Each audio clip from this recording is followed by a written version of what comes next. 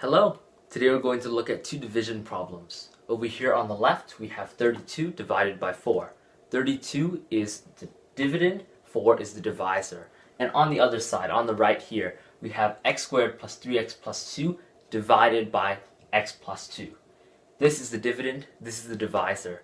Hopefully you haven't forgotten how to divide numbers. But these two have something in common. They look different, but there's one thing that they share. So just do both of these divisions and continue watching.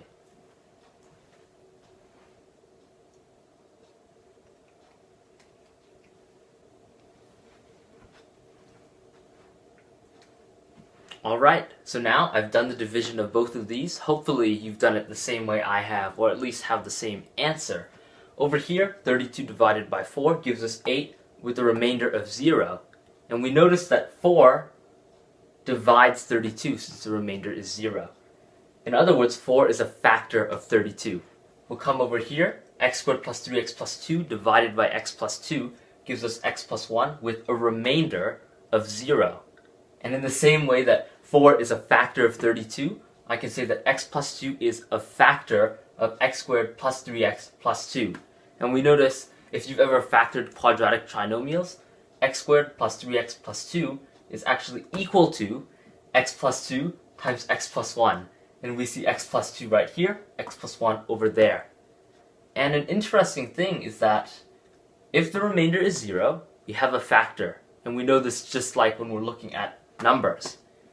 We're going to consider this form that we have right here. When we perform a division, remember there's a unique division at the end with the sum of the product of the quotient and divisor and the remainder. So to go over it again, dividend is going to be equal to the quotient times the divisor plus the remainder.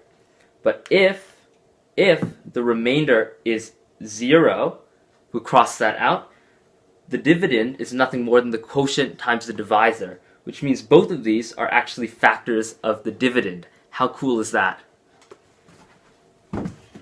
So, we're going to rewrite both of these in that form. We're going to say 32 is equal to 4, the dividend, multiplied by 8, which is our quotient. Same thing over here, x squared plus 3x plus 2.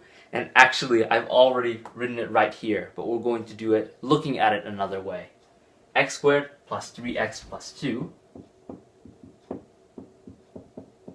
is equal to the product of our divisor and our quotient. It's equal to x plus 2 times x plus 1. Ta-da!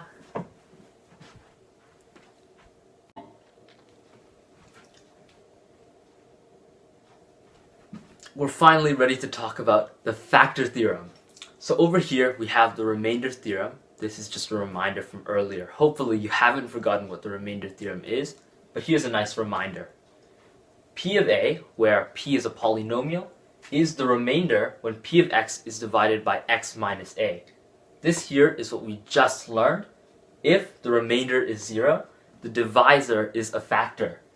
So 32 divided by 4, as we saw earlier, is 8 with a remainder of 0. So we can say that 4 is a factor of 32.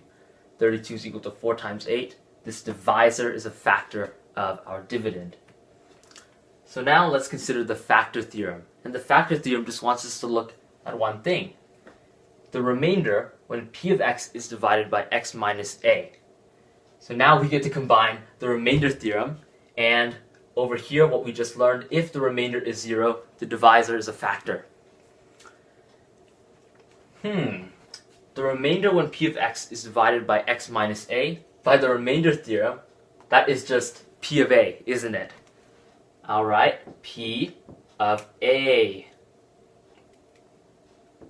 And now I can say, if p of a is equal to 0, x minus a is a factor.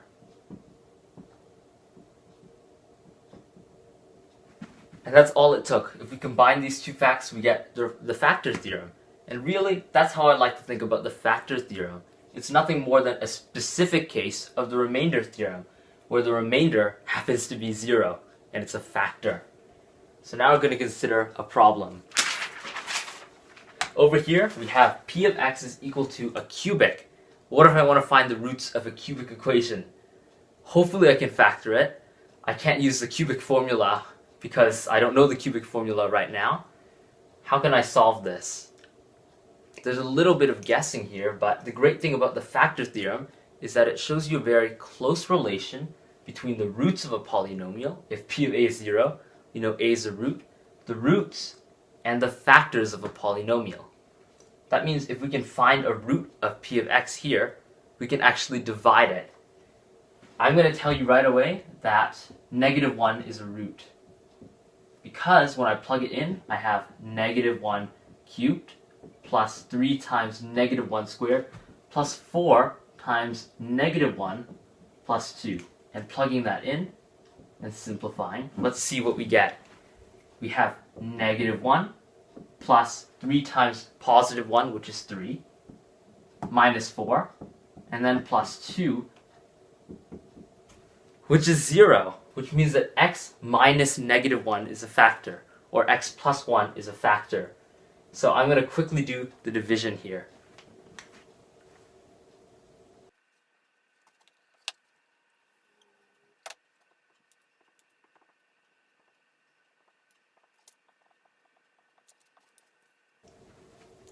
Here we go. So x minus -1 is a factor, and that's actually the same as x plus 1. We're going to do synthetic division this time, because I'm running out of space, to be honest. We're going to negate the coefficients, so this is x plus 1. We take the negative version. And then we're going to write in the coefficients of our polynomial. This is how synthetic division works. It's one reason that this is a bit quicker. In polynomial long division, you need to write everything down, all of your x cubes, x squared. Right here, you only need the coefficients. It's a bare minimum kind of algorithm. Now, to multiply, we bring the 1 down, then we multiply -1 and 1, and bring it up here. -1 times 1 is -1, then we add each column. That's how it differs from polynomial long division. In long division, you're subtracting. In synthetic division, you're adding. 3 plus -1 is 2. We're going to multiply to give us -2, add, and we get 2. We're going to multiply to get -2, and we subtract, we get 0. This checks out. It says the remainder is 0. And over here, we said p of -1 is 0. And that just says the remainder is 0, doesn't it? And now we can finally rewrite p of x using what we figured out. X minus a is a factor. If the remainder is 0, the divisor is a factor. So coming down here, hopefully you can see this little bit at the bottom of the board. P of x is going to be the divisor, which is x plus 1 in this case, times x squared plus 2x plus 2. And remember, when we're solving for the roots, we set it equal to 0, and this is why it's so nice to be able to factor, to reduce. Because now, we just need to solve a linear equation, x plus 1 equals 0, and a quadratic equation, x squared plus 2x plus 2 equals 0. And if you can reduce it this far, you've actually found all of the roots because we have a nice quadratic formula.